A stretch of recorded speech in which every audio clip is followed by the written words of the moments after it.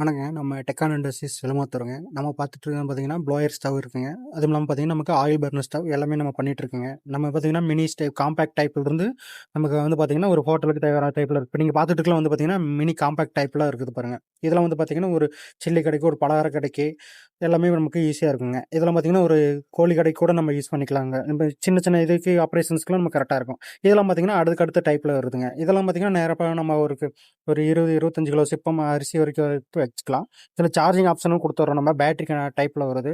பார்த்தீங்கன்னா, உங்களுக்கு சைட்ல பேட்டரி ஆப்ஷன் இருக்கும் பாருங்க. இதிலே உங்களுக்கு சார்ஜ் போட்டு இருக்கும். சார்ஜ் போட்டு நம்ம யூஸ் பண்ணிக்கலாம். இது வந்து பார்த்தீங்கன்னா, ஆயில் ஸ்டவ். ஆயில் ஸ்டவ் வந்து பார்த்தீங்கன்னா, உங்களுக்கு வேஸ்ட் ஆயில்ல வர அடுப்பு. வேஸ்ட் ஆயில் அடுப்புக்கும் அதே நம்ம சார்ஜிங் டைப்ல தான் குடுக்குறோம். பேட்டரி குடுத்துர்றாங்க. 1லிருந்து 6 ஸ்பீட் கண்ட்ரோல் குடுத்துர்றாங்க. இப்ப ஆன் ஆஃப் ஸ்விட்ச் இருக்குங்க. உங்களுக்கு ஸ்பீட் கண்ட்ரோல் இதிலேயே வந்துருங்க. இதிலேயே அடுத்த டைப் இருக்கு. அதாவது உங்களுக்கு ஆயில் அடுப்புல 2 டைப் இருக்குங்க நமக்கு. 6 இன்ச்சில ஒண்ணு, இது 8 இன்ச்சில ஒண்ணு. இது வந்து 8 இன்ச் டைப் வருதுங்க.